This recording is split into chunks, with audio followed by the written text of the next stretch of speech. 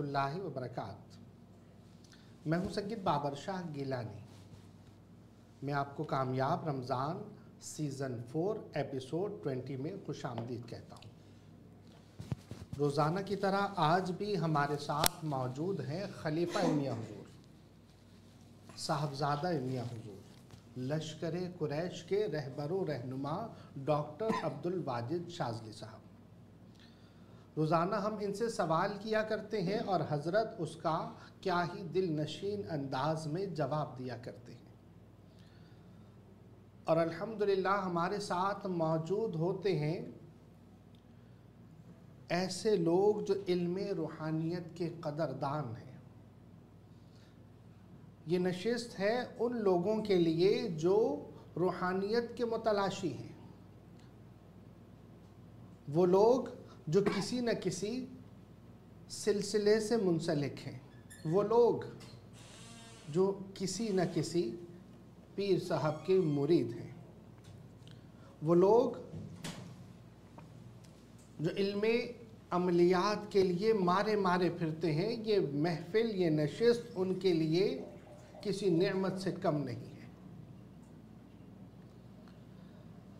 تو ہم روزانہ کی طرح آج بھی ایک ٹاپک لے کر آئے ہیں، اور آج ہمارا ٹاپک بہت ہی اہمیت کا بھی حامل ہے اور بہت ہی حساس بھی ہے۔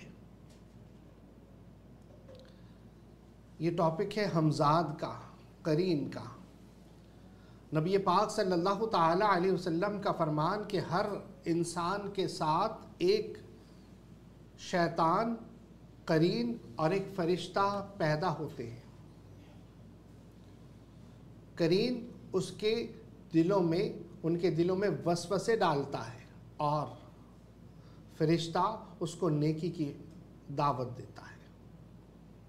تو کسی نے پوچھا نبی پاک صلی اللہ علیہ وسلم سے کہ یا رسول اللہ صلی اللہ علیہ وسلم، کیا آپ کے ساتھ بھی ایسا معاملہ ہوا؟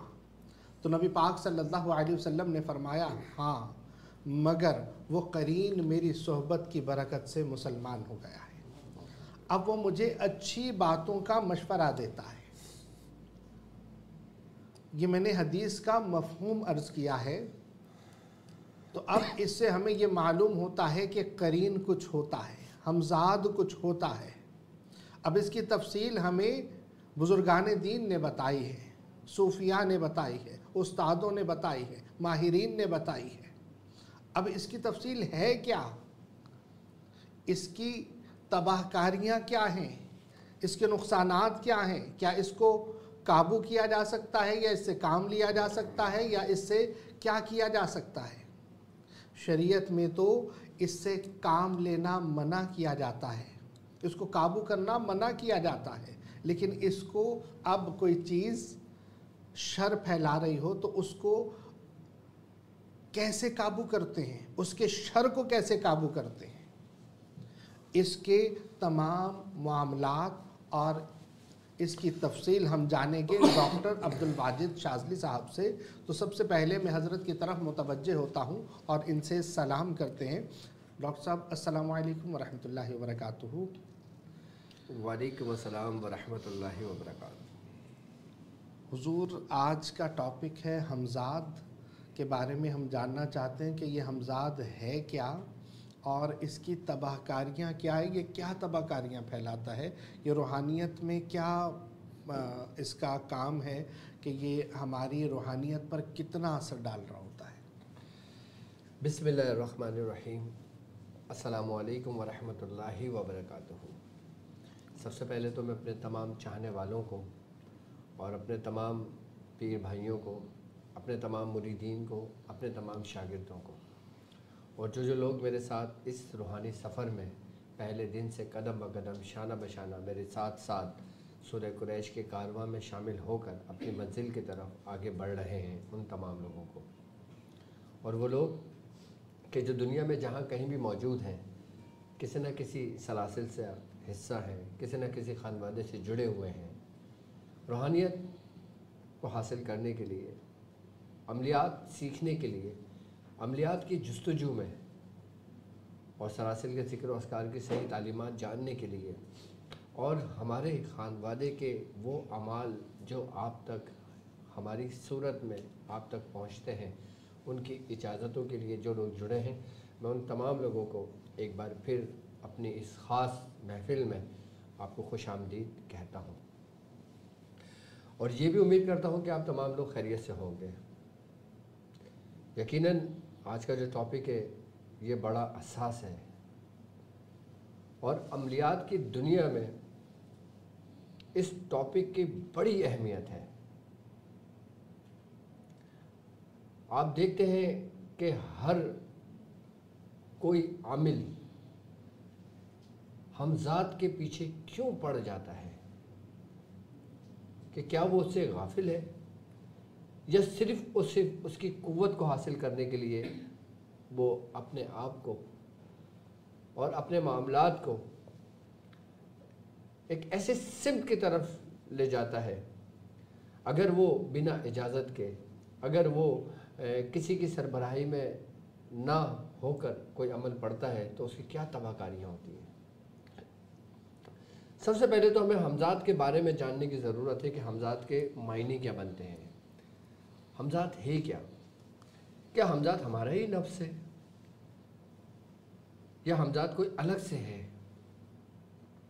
اور ہمزاد کی حالتیں کیا ہیں، اس کے کیا درجے ہیں، اس کی کیا کیفیات ہیں، اور اس کا ہمارے روز مرہ کی زندگی میں کیا اثر انداز ہوتا ہے، کیا اثر پڑتا ہے۔ کیا ہمزاد کو جلایا جا سکتا ہے؟ کیا ہمزاد کو قید کیا جا سکتا ہے؟ کیا ہمزاد کو ختم کیا جا سکتا ہے؟ آج یہ سارے سوالات اور سارے کانسیپٹ آج میں انشاءاللہ آپ کے کلیئر کروں گا۔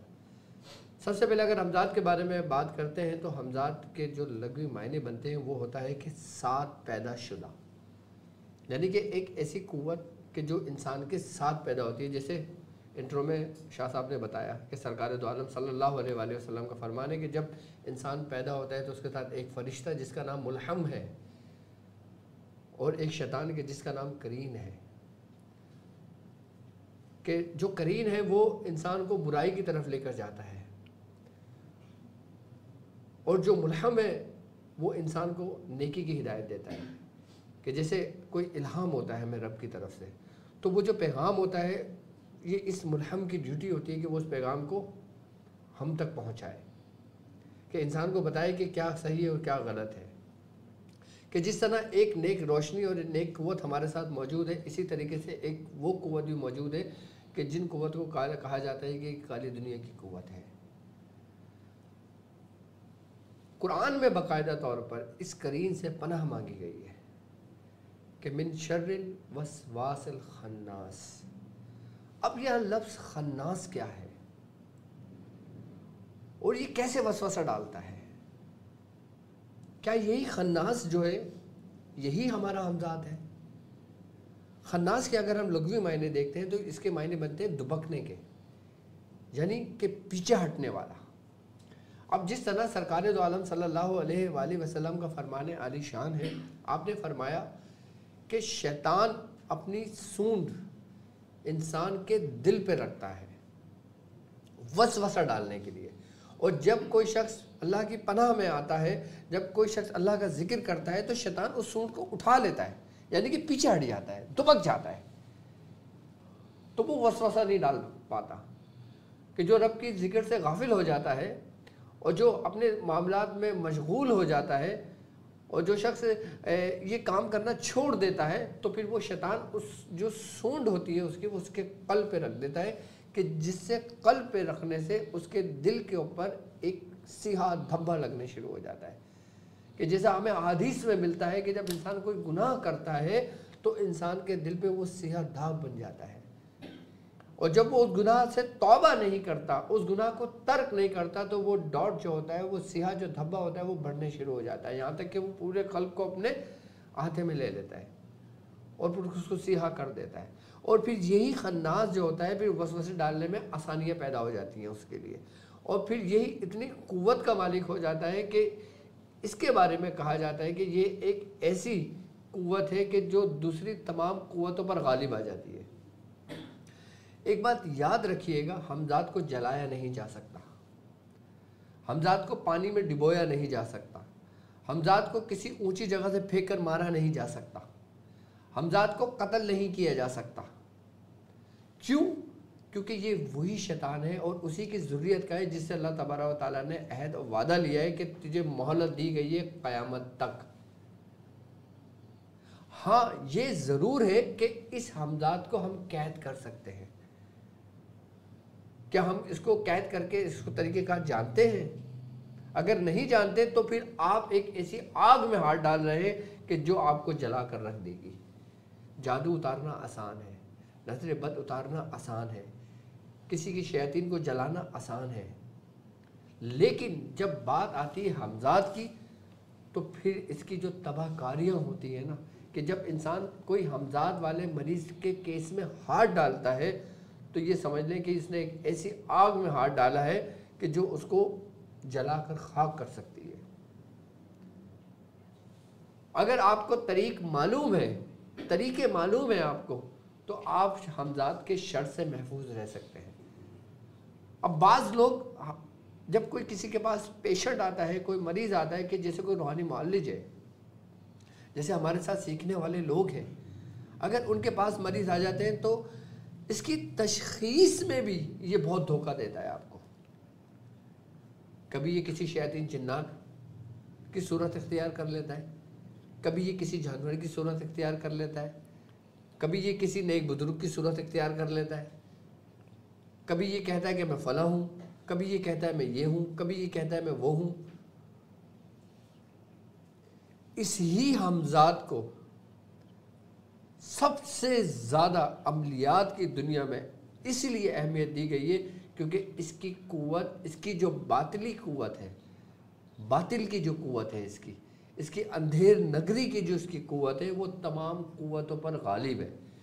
کیونکہ کہتے ہیں کہ اگر حمزات ایک وہ کہ جو آپ کا اپنا ہے۔ اب بعض لوگ عاملین کے نزدیک وہ کہتے ہیں کہ جو ہمارا سایہ ہے یہ حمزات ہے، جبکہ ایسا نہیں ہے۔ اچھا، بعض لوگ یہ کہتے ہیں کہ ایک حمزات آپ کا اور ایک حمزات اس کا کہ جو کافر ہے۔ ہمارے حمزات میں اس کے حمزات میں کیا فرق ہے؟ جس طرح سرکار دو عالم صلی اللہ علیہ وآلہ وسلم کے ساتھ جو شیطان پیدا ہوا وہ آپ پر ایمان لے آیا اور مسلمان ہو گیا۔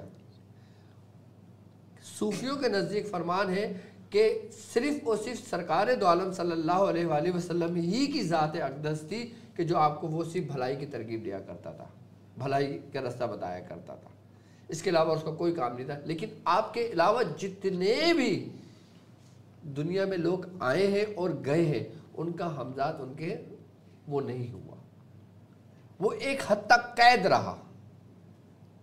لیکن اب ایک شے کہ جو بنی ہی شر سے ہو، اس سے خیر کی توقع کیسے رکھ سکتے ہو آپ؟ جب ایک شخص کا وجود، ایک شے کا وجود، اس کا عنصر ہی شر ہو تو اس سے خیر کی توقع نہیں رکھی جا سکتی۔ اس کو ہاں صبر کی زنجیر سے، شکر کی زنجیر سے، نعمتوں کی زنجیر سے، نفس کشی کی زنجیر سے، اپنے ذکر و اذکار کی زنجیر سے آپ اس کو اپنے اندر قید کر کے اس کو لاگر کر سکتے ہو، بس یہ کر سکتے ہو آپ، لیکن اس سے زیادہ نہیں کر سکتے۔ اب جو لوگ حمزات کا نام لیتے ہیں کہ ہم نے حمزات جگایا، ہم نے حمزات کو حاضر کیا، ہم نے حمزات کو قید کیا، ہم نے یہ معاملات کیے، تو کیا گویا وہ اپنے اس دعوے میں سچے ہیں؟ میں آپ کو ایک بات بتانا چاہوں گا کہ حمزات کے عاملین، اگر میں اپنی پوری زندگی کا تجزیہ کروں تو شاید میں نے اپنی زندگی میں ایک یا دو شخص دیکھے ہوں جو حمزات کے جانتے ہو، باقی کوئی نہیں جانتا۔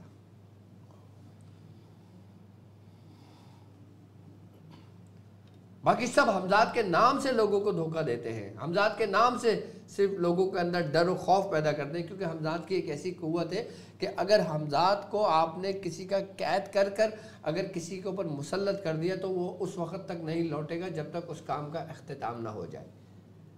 باقی کسی جادو میں یہ قوت نہیں ہے۔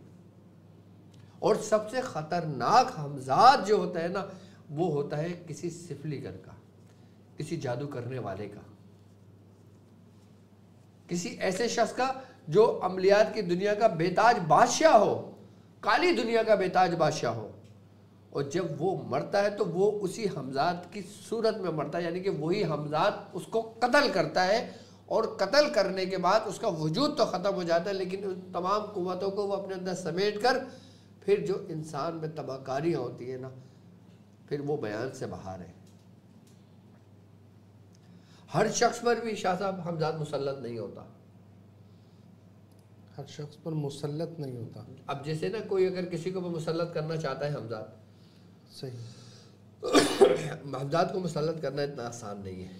مطلب ہمزاد کو مسلط کرنے سے کیا مراد ہے کہ ہمزاد جو اس کے قید میں اب جیسے ایک شخص ہے وہ کالا جادو کرتا ہے، جی، اب اس نے کسی جادو کر کے ہمزاد کو اپنے کنٹرول میں کر لیا، اپنے اس میں کر لیا، اس کی جو قوتیں تھی نا اس کو اپنے اندر اپنے ماتحت کر لیا، اس نے اس کو تابع کر لیا۔ صحیح، اب جو کاریگر ہوگا وہ بھی اگر جب کسی پہ کرنا چاہے گا نا تو اس کو معلوم ہے کہ یہ اپنا کام کیے بغیر نہیں لوٹے گا، اور اگر یہ کہیں ایسی جگہ پہ بھیجتا ہے کہ جیسے کوئی ولی اللہ ہے، سبحان اللہ، کوئی سلسلے کا وہ ہے بزرگ، ہاں کوئی بزرگ ہے، اگر وہ جادوگر ان کے اوپر بھیجتا ہے تو وہ تو محفوظ رہیں گے سبحان اللہ، کیونکہ وہ اس کو جانتے ہیں، اس کو پہچانتے ہیں۔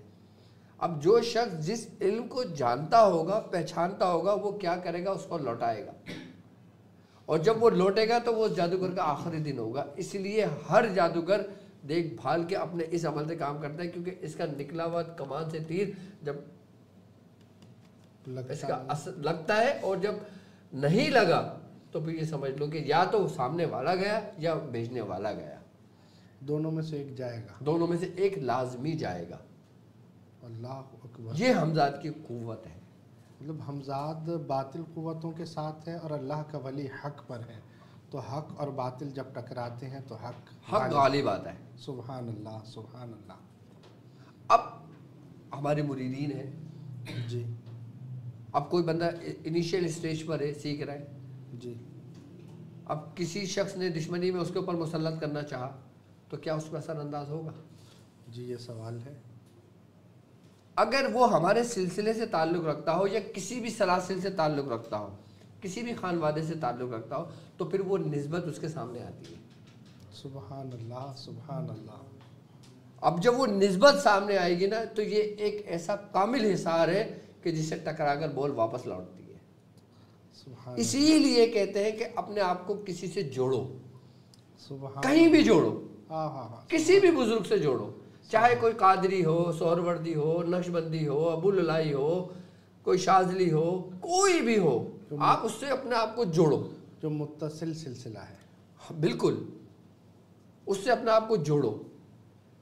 یہ جوڑنے کی نسبت تمہیں تمام باطلی قوتوں سے محفوظ رکھتی ہے، صرف تم نے اس کو اپنے ساتھ سپرد کیا، اب وہی جو روحانیت جس بزرگ کے تم نے سپرد کیا وہ تمہارے اس میں آ گئی، سبحان اللہ۔ جیسے وہ تمہارے لیے سیسا پلائی دیوار بن گئی، اس کی روحانیت، اس کی نسبت۔ کنکر اگر پہاڑ میں رہتا ہے تو پہاڑ کہلاتا ہے۔ سبحان اب اللہ، کنکر پہاڑ سے جدا ہو جائے تو وہ کنکر کہلاتا کنکر ہے۔ رہ جائے۔ اسی لیے کہتے ہیں کہ جس کا پیر کوئی نہیں اس کا پیر شیطان ہوتا ہے، صوفیوں کے نزدیک۔ صحیح، سبحان اللہ۔